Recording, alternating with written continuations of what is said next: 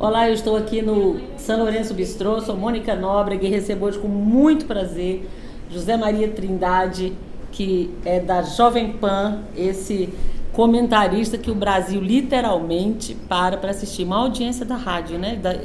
Do Brasil hoje, né? Muito obrigado, Mônica, é um prazer. Na verdade, eu sou intransigente, eu sou jornalista de sempre, né? Faço sim comentários, mas eu, antes de tudo, sou jornalista.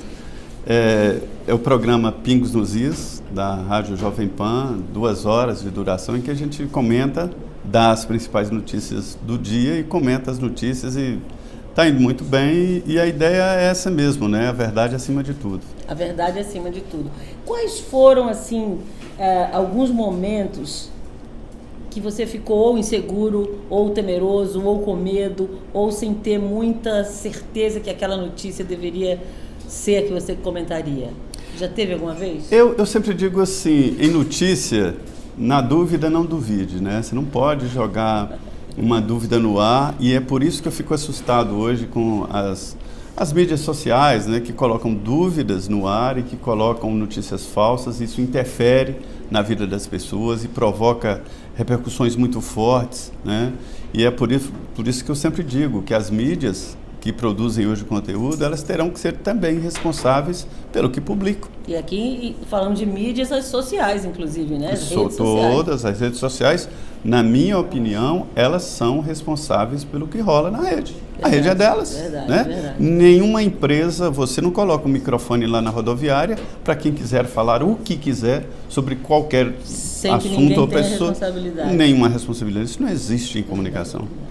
Zé Maria, ontem a União foi culpabilizada pelo processo do ministro Eduardo Jorge.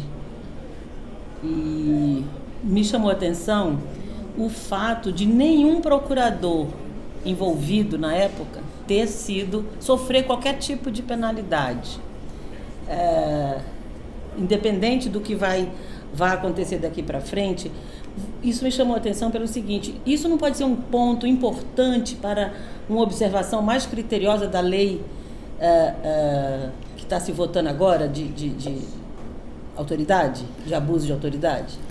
Mônica, essa legislação, ela nasceu como um ponto de vingança do Renan Calheiros e do Roberto Requião contra a Lava Jato. Nenhuma lei que tenha origem num ponto de vingança pode dar certo. Então, ela é exagerada em alguns pontos.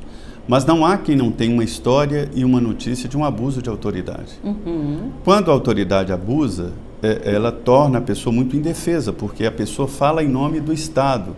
E isso é muito forte. O Estado, através do policial, tem, por exemplo, a única possibilidade de violência. O monopólio da violência está nas mãos da polícia. Então, se a polícia exagera, qualquer que seja ela provoca danos muito grandes. Tá, isso é verdade. Existem outros, os juízes, os procuradores que exageram. Mas eu tenho um amigo, ex-deputado federal, que ele diz o seguinte, que a Constituição brasileira tinha que ter dois artigos. Primeiro artigo, todo brasileiro tem que ter vergonha na cara. Artigo 2º, revogadas as disposições em contrário. Eu resumiria esta lei que provocou tanta polêmica na seguinte: quem abusar das suas prerrogativas profissionais será responsabilizado. Pronto. Seja qual for a sua profissão. E a responsabilização caso a caso.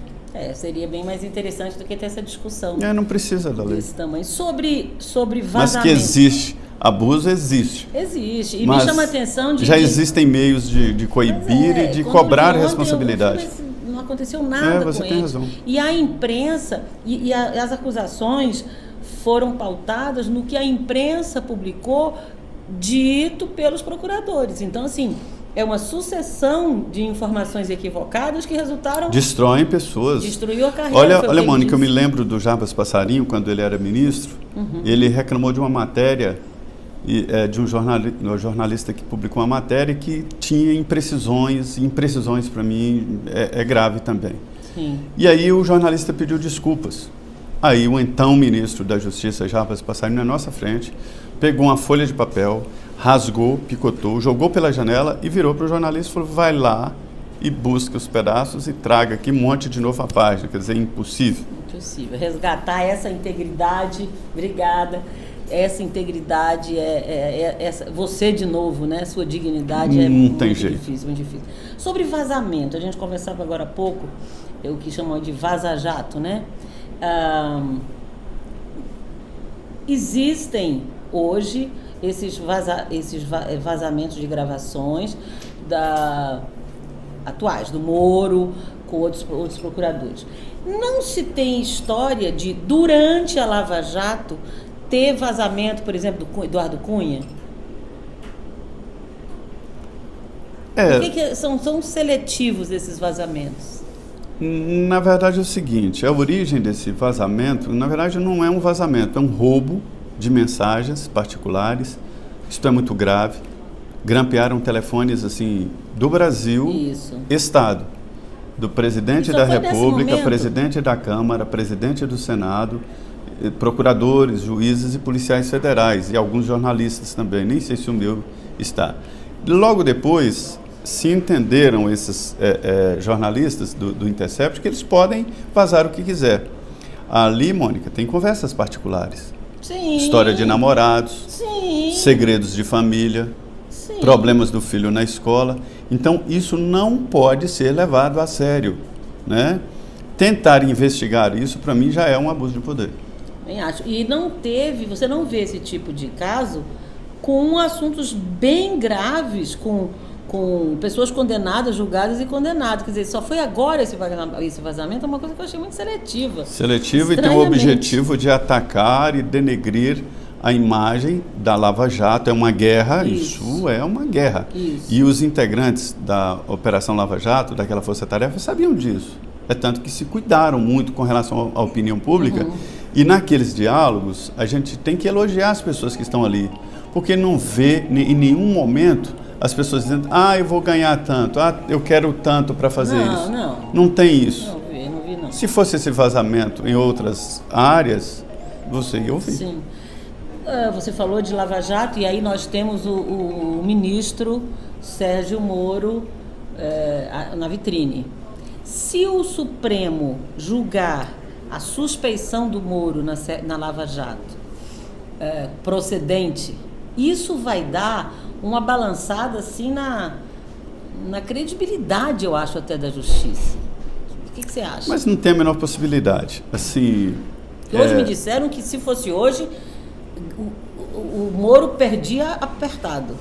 Quer dizer, não sei de onde se pode ter esse placar, né? Eu acho que com os vazamentos de um conteúdo roubado, ficou muito claro que o ministro Sérgio Moro era um juiz muito presente, não era omisso. É normal o juiz conversar com partes, inclusive mais ainda com o Ministério Público.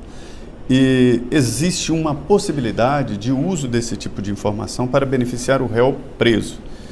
Mas, assim, se durante isso aí tivesse descoberto que o réu é inocente. Tipo assim, sim, ele é acusado, condenado por ter matado alguém. O processo findou, transitado em julgado e arquivado. E aí se descobriu que a pessoa está viva.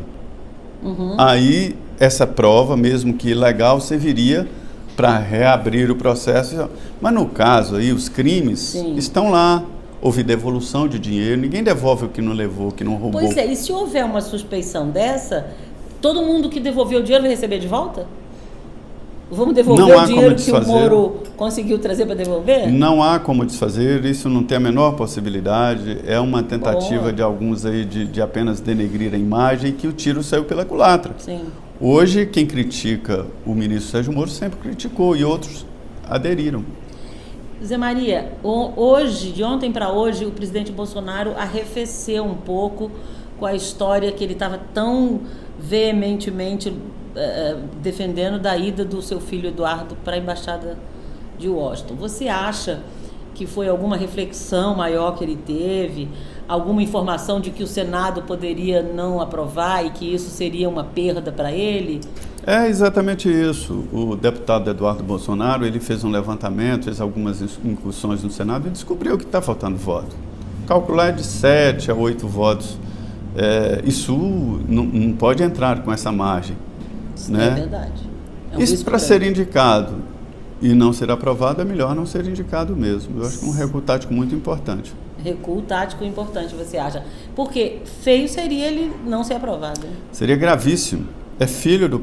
daí que está a coisa errada. O presidente Jair Bolsonaro não poderia jamais fazer uma indicação dessa, porque não é um deputado qualquer, é o filho dele. Né? A carga seria uma derrota muito pesada. Ou ele entra com força total de governo, entrar com força total de governo, sabe o que quer, negociar, dar cargos, e que ele não quer, ou vai perder.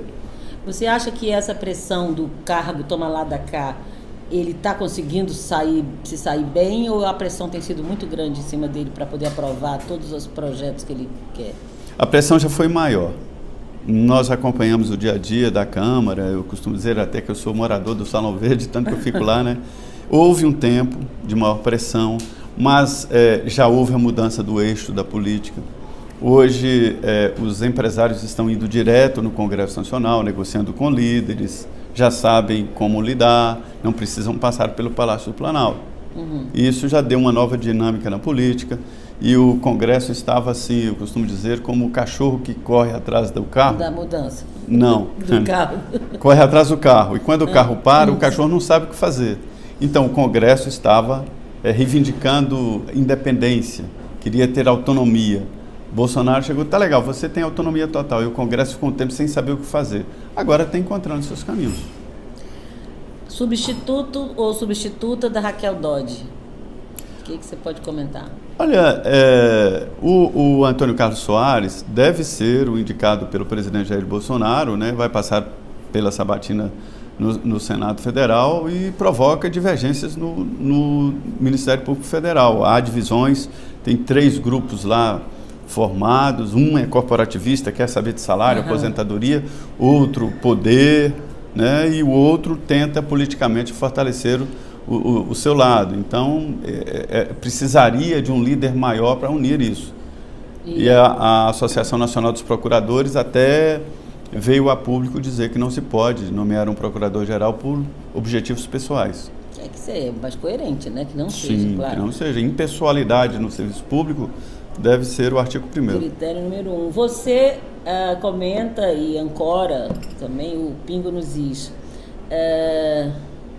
Como é que funciona? Como é que é a dinâmica do programa? Todo dia você fareja suas pautas, cai uma e algo acontece de imediato, você já é avisado, tem que ser rápido. Olha só, hoje você já hoje você sai de casa, já é uma TV web, né? A primeira TV, a rádio que virou TV. Hoje nós somos TVs. Primeira TV mesmo de internet e rádio também. É um grupo muito forte, muito grande, que tem representação no Brasil inteiro, isso alavanca. É o segredo, é a Jovem Pan. A marca Jovem Pan é uma marca muito forte. A gente pega os principais assuntos do dia, todos os dias, e dá a notícia nua e crua. E depois os comentários, com visões diferentes. A minha visão, a do Felipe Moura Brasil, que é o âncora do programa, e o Augusto Nunes. Nem sempre a gente converge. De vez em quando vocês brigam. Não é bem uma briga, mas né? É um programa bem humorado e as pessoas gostam é como se estivesse comentando aqui com você num bar. E essa, a gente conversava também há pouco, é a comunicação de hoje. A comunicação. Olha, as pessoas querem a coisa mais próxima delas. Não adianta você rebuscar em imagens, mas é a comunicação direta ali, com suas falhas, com seus olás e tal, enfim. É isso, mas a verdade. Acima de tudo, eu acho que porque o público percebe quando não. Percebe e desmente. Hoje as mídias sociais têm representantes e correspondentes no mundo inteiro. Dentro de um banheiro tem correspondente. Cada celular é um flash. Então não dá para concorrer, então tem que entrar na linha. A verdade está na moda, eu costumo dizer. Verdade. Eu agradeço muito você ter vindo aqui à OSW Entrevista, aqui nesse bistrô. Eu sei da sua vida, você vai sair daqui, vai entrevistar um ministro, sua boa vontade. E agradeço muito ter prestigiado a gente. Olha, muito obrigado, Mônica. Olha, muito bom, muito importante falar com você. Inclusive, a gente teve uma uma carreira em veículos diferentes, mas no mesmo espaço e no mesmo lugar que é Brasília. É verdade. E a gente fez comunicação aqui, a comunicação verdadeira, palavra honesta. Obrigada. O chão da fábrica. É isso, muito obrigado. O chão da fábrica. Obrigada, gente. E eu estou aqui no São Lourenço Bistrô, que fica na Octogonal 4. Muito legal.